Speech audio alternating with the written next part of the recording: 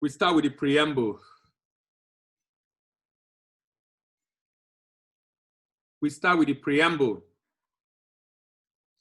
Since China began to ease up in February, its factory became busier and its streets are no longer empty, but it is missing large chunk of everyday activity. Ride on the metro and on domestic flight are down by a third.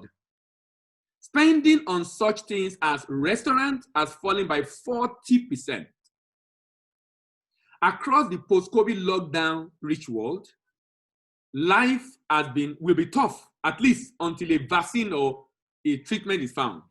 People are weighed down by financial hardship. The businesses are short of money and unemployed. The unemployed face a lost decade. The longer the world has to endure the 90% economy, and it is an article by economists, and they describe the 90% economy because we have lost almost 10% of the world economy, the less likely it is to snap back after pandemic. People are weighed down by financial hardship and the fear of a second wave of COVID-19. It's creating fear. Bankruptcies are rising and unemployment also. One broker has said is 3 times the official level at around 20% bankruptcy. People are weighed down by financial hardship. Like I said, after lockdowns cease, much about diseases will remain unknown, including the chances of second peak, whether immunity endures, and the process of vaccine or a cure. This inhibits those who fear disease. Even as some states ease social distancing, a third of Americans say they will be uncomfortable visiting a mall. And I'm sure it's the same in Nigeria. When Germany allowed small shop to open some weeks back, not yet last week, customers stayed away. Then, under lockdown, cut household spending on services, such travel and entertainment by 80%. Danish economists reckon that people in next door Sweden which didn't lock down, rather, cut spending by about as much. Now, many businesses will emerge from the lockdown, no doubt. And I'm hoping yours also will emerge. But they will emerge with short of money, with strained balance sheet and facing weak demand. In survey by Goldman Sachs, about 1/3 of American small business owners said that their cash will run out under 3 months.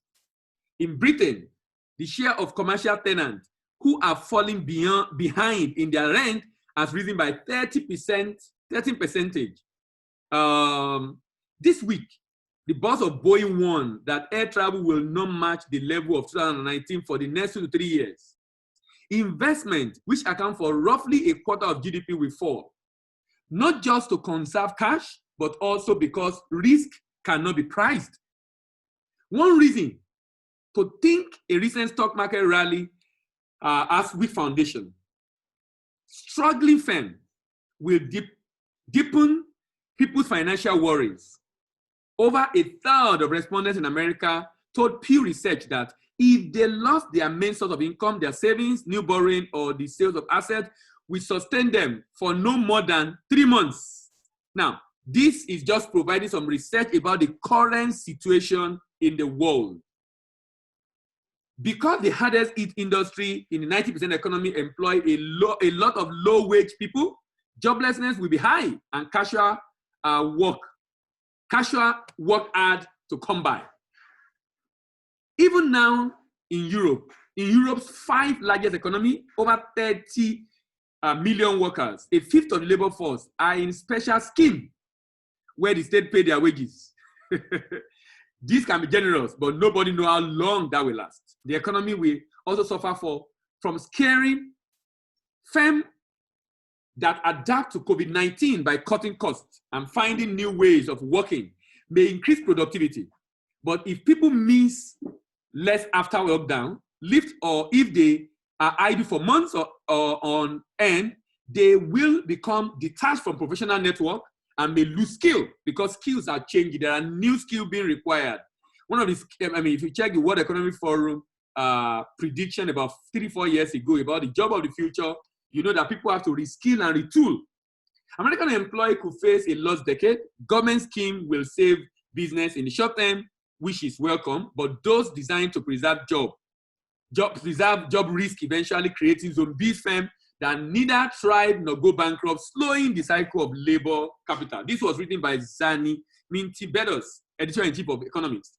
Now, I read that to let us understand the situation right now in the world, which we are very much familiar with anyway, but what is very, very important and critical right now in our world is the fact that, like I said last week, for those that were taught last week, I showed this chart last week, and I was talking about the importance of this chart to let us understand that in the new economy, some businesses are gaining, are winners, and some are losers. And it's very important you understand that. And I suggested that if you must do export, please focus on this area. You see this green? That green down to this area. Can you see that even a Greek is not taking so much as food processing? It's not taking so much as food processing. So people are not buying as much of commodity as much as they are buying processed material. Even though I will talk about commodity in the market I'm doing, because they still buy, only that they're not doing so much. And luckily for us in Africa, one of the sectors that are, some of the sectors rather, that are at an advantage or winners in COVID era are in Africa. So we are majorly agricultural economy. We produce a lot of food and the like. And that becomes very important.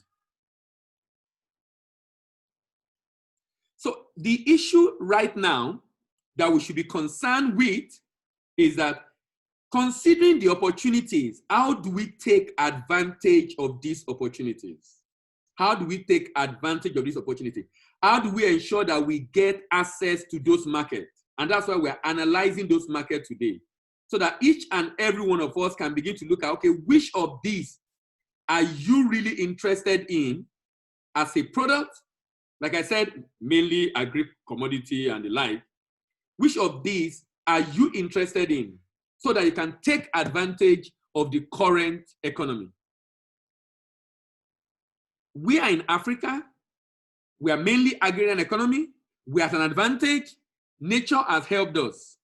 Now, if nature has helped us, when we must come up and do something to be able to take advantage of the situation. Because if we don't take advantage of the situation, of course, other people are going to take advantage of the situation. But we must not stay with a Greek.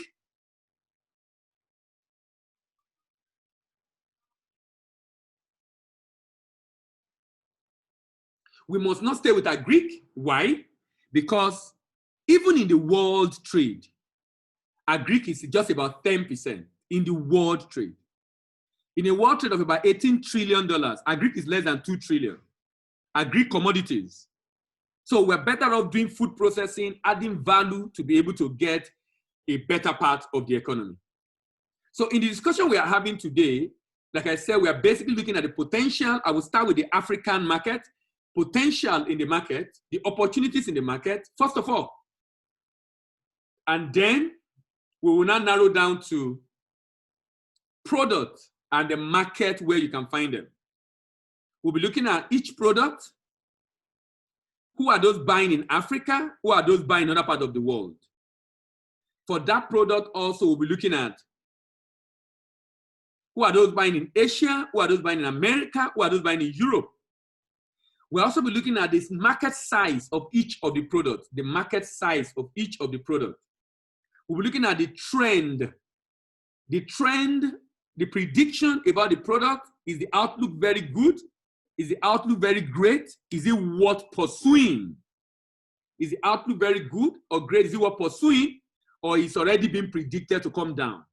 And then we'll be looking at, like I said earlier, countries' tariff, like a tariff profile of different countries in terms of who charge what. So where do you think you should consider, considering the fact that maybe those people charge lesser than the other so that your product can be more competitive? And considering the fact that our cost of production is cutthroat, which is why last week I suggested seriously that we must learn to collaborate so we can significantly reduce those costs. So we'll move on now to the potentials. We'll move